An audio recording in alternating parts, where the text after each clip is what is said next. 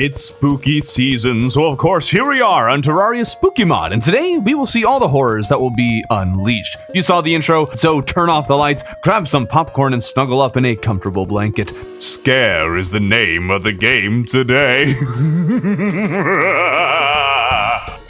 Our spooky journey begins in this lovely autumn forest where the trees are old, putty is a-bouncin', and the gourds are aplenty. Oh wait, why is that gourd all rotted? What, the gourd? Oh, nice. Now I can summon a rotted gourd. I just about got stuck in this pit, so hope you don't got nyctophobia,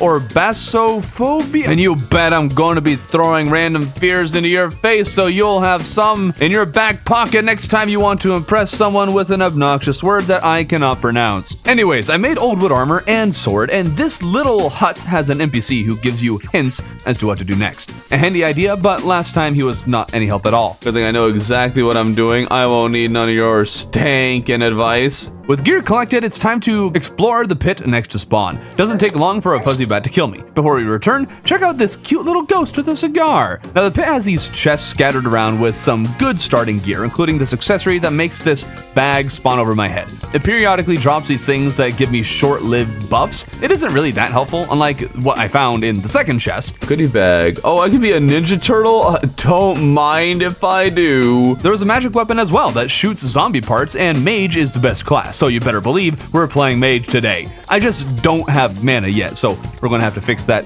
quickly.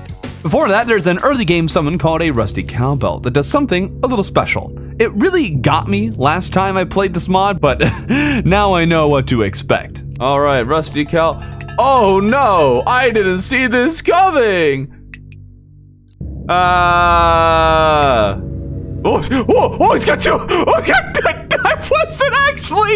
I didn't actually see that coming. Whack it. Oh my goodness. I wasn't actually ready for that. I've done this before and you still got me. Gosh darn it. Whack it. But wow, oh no, it's counting down. No, you're not gonna kill me. Oh, okay, it didn't. Oh, whew, okay. Little did I know that the entity was now loose, roaming my world, hiding in the shadows, biding its time for the moment it would strike. In the meantime, I'm going to need to get stronger, so I searched for treasure, finding Hermes boots, shoe spikes, and almost crafted full platinum armor before heading to one side of the world and search for a cemetery because apparently a rave is happening there, but I had no luck finding the rave. Dang it, hope I'll be able to join the party sometime in the future. What I did find was a mage accessory that increases mage damage by a whopping 10 and also makes them fire weapons. By then, day had come, the rave had ended, and I had grabbed potions with which to loot the skies, and at this point, I should really get to work on actually crafting mage armor in the jungle. Wait, what? Why was there a question? Wait, what? Hold the phone. Hold the presses. What was that? Enemies don't have speech bubbles. Hello? Dumb zomboid? Bird. Is he just here to just make a sound? Is that it? All right. Not exactly spooky, but this mod is more of a goofy mod than it is a scary mod, or at least it was, until I unleashed that thing. I died to a dead man's chest like a total noob, and an evil presence was watching me. So the eye came on along just to die like a little pansy. Whoa, what the heck? Game?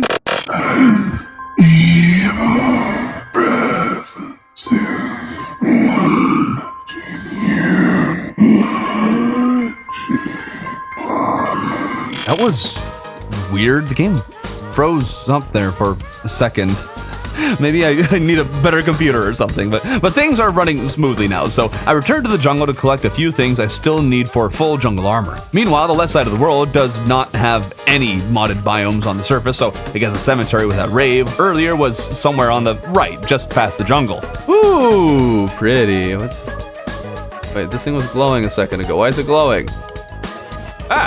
Oh, hello. Not every tombstone caused some ghosts to spawn, but it does happen. I am a big fan of this biome. The trees are nice and spooky looking. The bright spots from the orange bulbs on the vines give the place a little dashes of brightness to balance out the darkness, and there's a hole below this one structure. Blocks I can't mine are in the way for me exploring further than that, and they can only be destroyed after defeating a spooky spirit I'm not quite ready to kill yet. I'm much better suited to fight the Rot Gourd at this phase of progression. Can't forget to fight the Rot Gourd before I'm too powerful. Oh, ah. Okay, hold up. Calm down. This is fine. This is fine. Oh, he's making me, he's launching me in the air. I don't like this. Wait, what happens if I jump? Okay, yeah, I'm not affected. Oh. Nice one. Right, I don't have mana potions or really any way of regenning my mana. Huh. This is unfortunate. Easy, boss. Oh. Easy, boss. What's he doing? Okay, we're fine. Looks like he's just gonna float a little bit now. That's fine. We got this. Oh, I dodged it that time. Nice. There we go. Easy money. Oh, what's this? Gourd carving kit. Right click spooky force gourds with this in your inventory to carve them. Oh, this is so cool.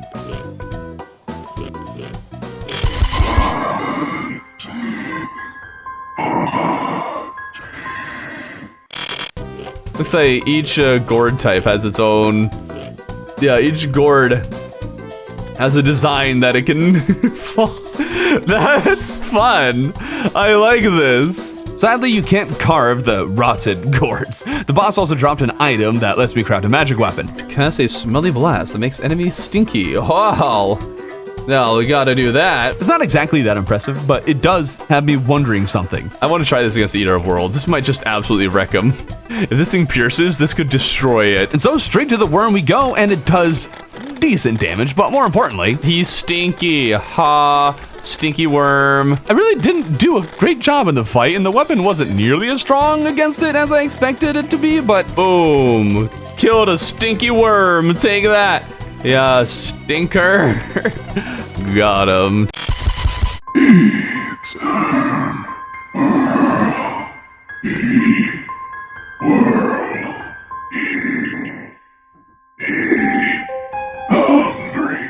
Haven't seen an entity in a little while, which is kind of odd since it's kind of, loose somewhere. But I guess last time I could only really spawn them in with specific items. Guess I just haven't found any of those items yet. What might help would be fighting the spooky spirit boss guarding the temple I found earlier, and that same night I intended on fighting the thing was also the night that there's a rave going on. What the heck? Oh.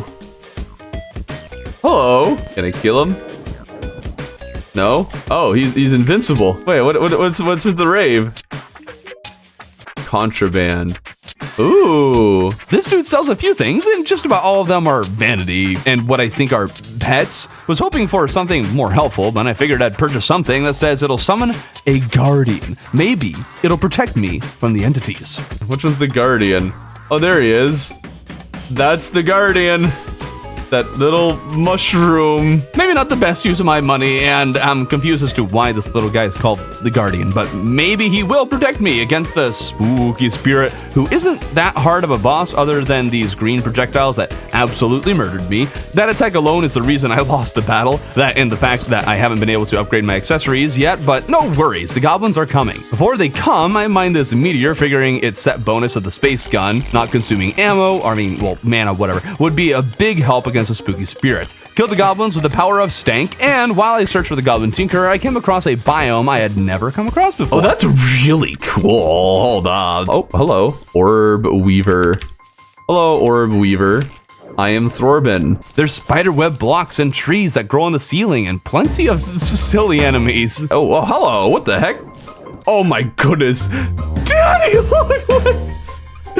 that is easily the spookiest thing I have seen so far in this mod. That is just disturbing. Who made this? You need some help. There's these cool structures and areas with a whole bunch of crates. Overall, the biome is much larger than I expected it to be, and it also has a neat layout when compared to the typical biome, with it being open and circular in shape. Like all this land are islands surrounded by an open spider cave whose center has this spider web I can insert skeleton pieces into. What's a skeleton piece? Well, scattered throughout the biome are 4 items that glow on screen. Mining all 4 took quite a long time, as this biome is, as I mentioned, pretty sizable. Did at least let me check out the biome more thoroughly though, so I guess that's a benefit of this little side quest, including these real neat white moths I want to take home with me. I love the white moth. But once all the skeleton pieces were found, I placed them into the web, and this happened. Oh,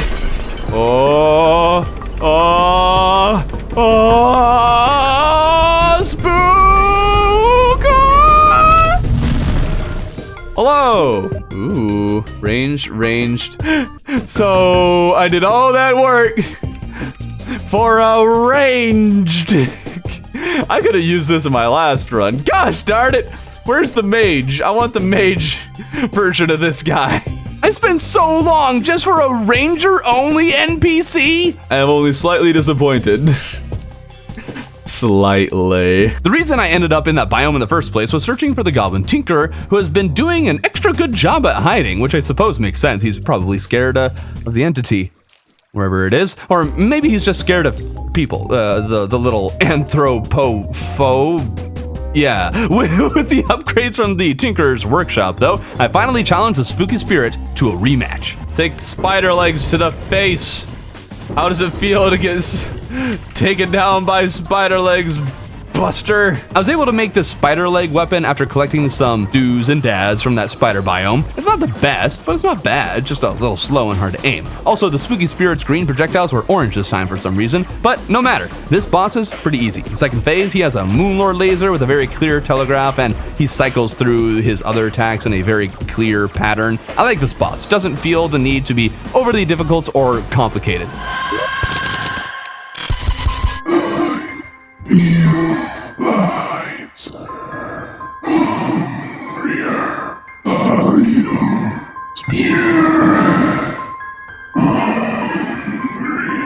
Down into the temple, the spooky spirit dropped an item that clears out these blocks, and now I can explore. The mod prevents me from mining any blocks, so I can't pick up all these crates lying around. There are chests with goodies, barrels with ammo, and Big John.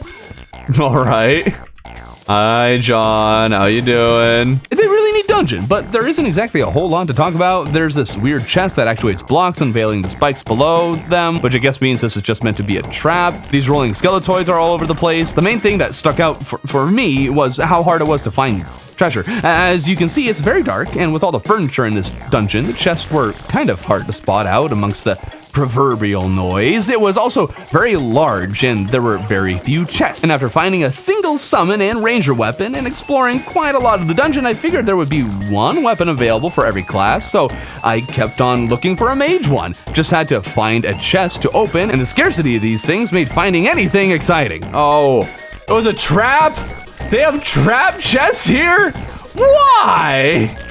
No! The next chest was the melee one, and after a while I just about filled out the entire map, so I could no longer use the unexplored areas of the map to help guide me in my search for the gosh darn mage weapon. I probably made a stop at every single room in this place 3 times before I finally found the mage weapon, and it wasn't even the best weapon in the world.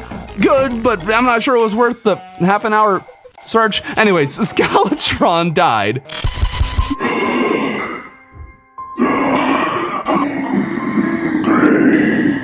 Kind of weird doing 2 dungeons back to back, just did the typical dungeon things, but I also found biome chests for the modded biomes, which is super cool. Going to have to see if I can get some of those keys. I stuck around to find the Aquascepter and Magic Missile, but at one point I looked at the map and was confused. There was clearly dungeon somewhere, but there was no path over. I even used Danger Sense Potion and combed all of the walls facing the unexplored regions and couldn't find any crumbling blocks at all. There was just no way to get there, and the dungeon I did explore was just about entirely vertical. It was strange dungeon generation, and I genuinely couldn't find a way to the other half of the thing. Maybe something is trying to block my path.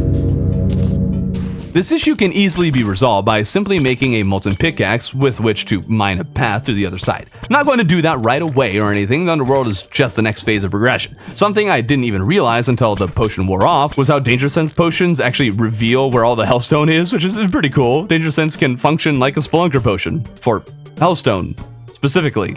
At least, the Underworld has one specific point of interest, the Valley of Eyes. There are chests you need to feed meat to open, and I don't have any meat quite yet. And there's this hut with an eyeball wizard guy. He wants certain potion ingredients, for which I'm sure he'll give me something in return, but I don't casually carry Moonglow or Blink Root with me, so I guess I'll need to come back. Giant floating tumors infest this land, a giant egg stands out amidst the many eyes, and finally, by sticking a cotton swab up this statue's nose, and by the statue's nose, I mean like just statue, because it's just a nose. You summon the flying nose boss, Mako. He wasn't nearly as difficult as I remember, having a basic dash, a single projectile, a spread of snot he shoots all about the arena, and a rapid fire snot attack in first phase. Once he gets mad, second phase begins. For the most part, Mako just moves a little faster with one new attack that isn't all that different. Something cool about this boss is that the first time you kill him, he drops a special crafting ingredient that is used to make an upgrade variant of all kinds of weapons. Most of the upgraded weapons are quite powerful, if not overpowered, but I was a little surprised that this book didn't clear the wall as fast as I thought it would. It was still a very good weapon, and at least on tier with the Demon Scythe against the wall, but I guess I figured it'd be even stronger than that. Also, that weird biting sound, that's because the magic skulls I'm shooting...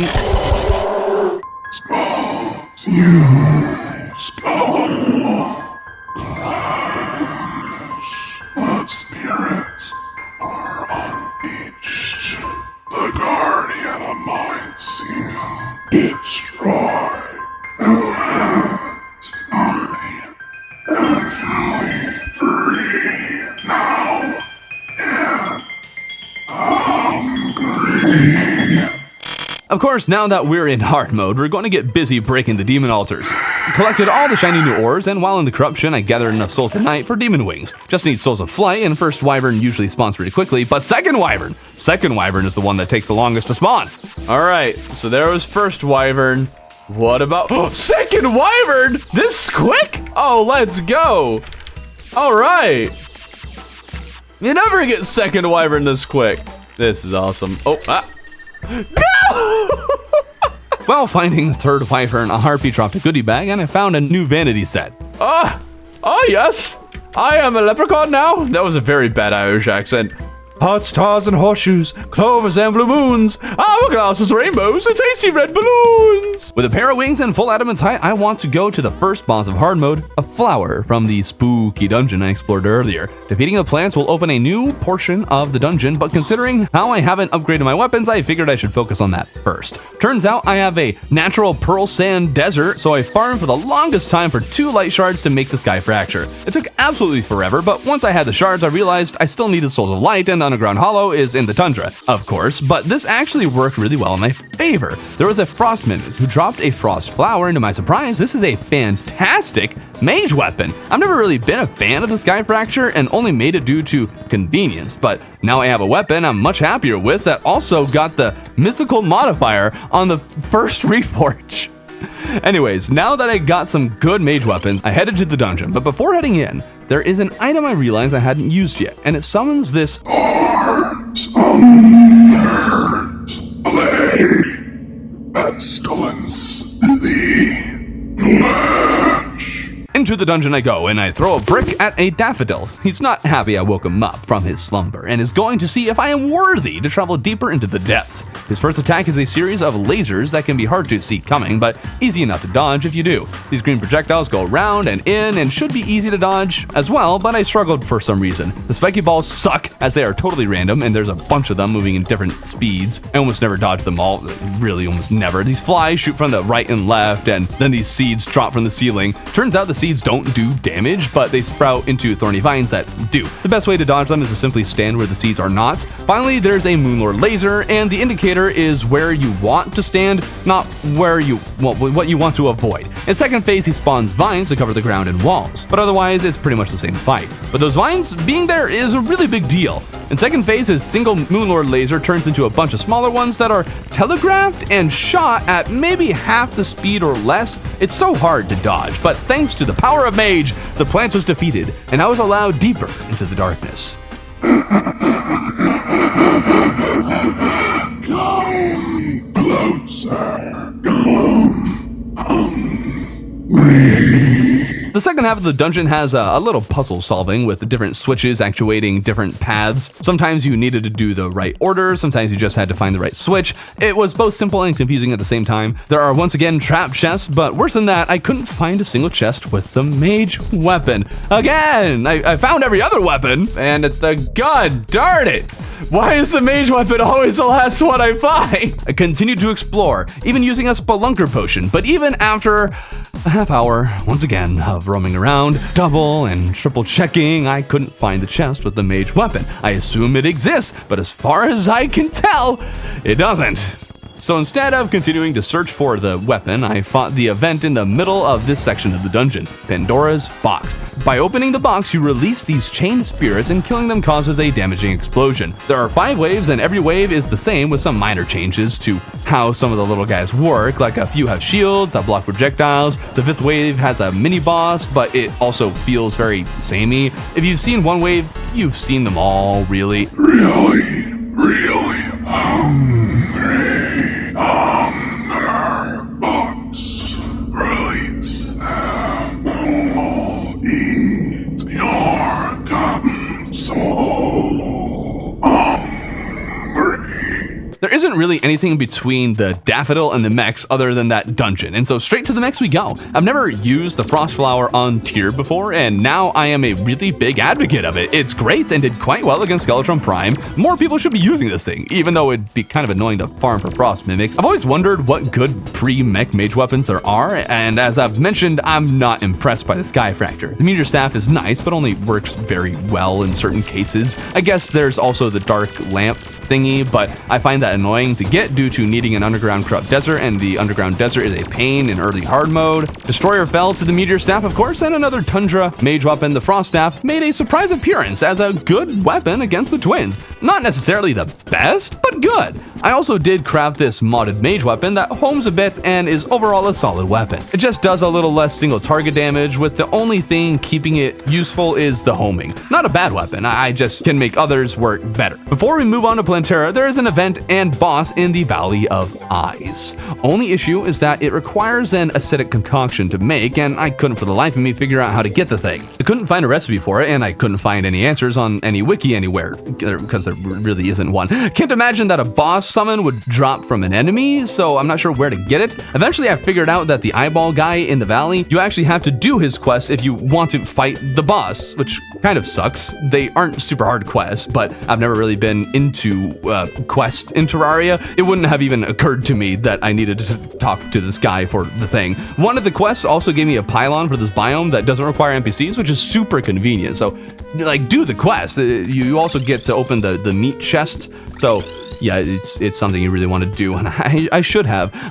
You take the acidic concoction from the eyeball man and use it on the egg I found earlier. Doing this will cause an event with a whopping 12 waves to happen. It gradually becomes more difficult with every wave, of course, and it's not the hardest thing in the world, but also isn't easy. And dying on the 12th wave sure makes me feel like I'm doing Old One's Army and just died to Betsy or something like that. It's a lot of mostly mindless killing enemies until you eventually get to the tough part, and if you lose, you have to do the mindless killing again. The event is fine, I guess. I just wish there was more things the enemies like dropped earlier in the event, similar to ogres or dark mages from the Old One's Army. At least there's something that can be acquired against those, but for this I got nothing to show for nearly 5 minutes of just killing these enemies, which I mean it's not that much time, but yeah, it felt like a long time. Okay, after the event is defeated, you can now summon the boss using the same egg. This time the egg cracks. The the boss Oro and Boros spawns. It was a lot more difficult than I thought it would be, and now I'm having flashbacks to last year. The boss has good telegraphs for everything except the purple snot balls. Those can be shot seemingly at random from time to time, though there are ways to lessen the threat. It might be their worst when they shoot them into the ceiling and they fall on your head. Not really a lot of time to react, and the color and sprite are pretty hard to see in this biome. In second phase, he splits into 2 parts and doesn't exactly become easier. I thought using chlorophyte armor would make the battle, well, easier, but it didn't exactly improve my odds. I think the hard to see purple projectiles combined with some erratic movements made these two quite difficult for me to deal with. It took a lot of work to figure it out, so here's what I know. The boss spawns and goes straight up. He moves towards you before dashing 2 times. A spinning dash is telegraphed, after which he'll dash 3 times, with each dash shooting a wave of purple projectiles. Then he'll telegraph the spinning dash again, but this time he'll continue doing circles, shooting projectiles inwardly. Dashing outwards, where the telegraph symbol appeared after he moved past that point, is ideal. On the third telegraph, he goes into the ceiling shooting a bunch of purple snot up and it falls straight down. Running very far away can evade them all, otherwise good luck. Afterwards, he hides below you, spawning fresh thorn walls that are easily dodged and telegraphed. If you remove a bunch of the blocks at the bottom, you could probably also hit him. In second phase, the red one starts with telegraph dashes while the eye one chases you. They'll then switch who is doing the telegraph dashes, this time with the red one following you closely with short dashes. Going up and down and hitting perpendicular angles will keep you safe. They then have a telegraph dash together. You'll need to move vertically to dodge this dash. They'll curve up or down immediately, after which you'll need to flee these explosives horizontally. Out of this, the I1 will chase you, shooting waves of projectiles while the red one summons fresh walls. Playing it close to the I1 and dashing over it when it shoots will keep you safe. Just watch for the walls. Afterwards, the red one chases you, shooting a spray. It tells you exactly where it'll shoot, so this should be easy to dodge, but the eye will disappear and shoot projectiles from somewhere above you. I rarely ran into those projectiles though, so mostly just focus on the spray. They'll then start circling you, shooting projectiles inwardly. Get outside of the circle for safety, at which point they restart their pattern. I know that's a lot of information, and perhaps more in depth I've ever gone into any boss, but boy oh boy did it take a long time to learn this, so hopefully it'll make things easier for you and you'll appreciate what this boss is and what I have told you. The boss dropped a sentient heart like the one from earlier and could be combined with the Clinger Staff to make this mage weapon. This might be a very bad weapon. It might be a very good weapon. And I don't think there's going to really be an in-between. It did end up actually being more of an in-between weapon, with me primarily using it against Plantera in second phase. Not sure it's actually effective here, but I thought it worked reasonably well. There was a different weapon that could be crafted from some of the stuff Boro and Oro dropped, which I think was much better, basically functioning as a magic missile with more projectiles that also never disappear until you let go of left click. Yes, scream, scream. Before fighting Golem, I went to the hard mode dungeon and on the way ran into the modded biome chest. There are 4 of these, and although cool, it's kind of silly. Assuming these function the same as the vanilla ones, there is no way you'll end up with pretty much any of these keys unless you really go out of your way, as I don't know of any reason you'd visit most of the biomes you'd find the keys in except the Valley of Eyes. That said, I wanted to check out what was inside. Disco Skull. Oh, that's cool. Hold on, I need to try this. How does this work? Do they home? Oh, they do. That's good damage too. That's really cool. What do we got here? Oh my god! What is this weapon? Oh, it does. You can't aim it down. It's only horizontal. Oh, that's weird. I can't actually shoot them because they're below me. The summon weapon was really cool. It doesn't attack and doesn't take a minion slot, but every minute it'll cause all minions to explode. The explosions then appear to do the weapon's base damage scaled with the damage of the minion or something like that. I'm not sure it's actually a good weapon, but it's super unique, so I gotta give it credit for that. Oh, there's the explosion. It took a strangely long time to collect the ectoplasm needed for Spectre armor, but more importantly, I got a Shadow Beam staff and realized that I think I've been sleeping on this weapon for a long time. It does really good damage. Maybe the mod buffed it, but I don't think so, and its damage output is a whole lot higher than I thought it was. It's so good, in fact, that I figured I'd use it against Golem, and my goodness, this weapon does wonders against him. Why did this never occur to me? What's wrong with me? Although this is also perhaps the single best Golem arena I've ever seen. I stand so justified. My arenas are never this good. That's why I think Golem is rough. But if you other people watching this get arenas like what I got right here today, no wonder you think he's a pushover. Somebody once said when I was talking about how Golem is difficult that, oh, I see why you think Golem is difficult. If you keep getting arenas like that, of course you would be difficult. Is this what it's like for you average Terrarians who get good Golem arenas? That Golem is easy just because you have space to work with?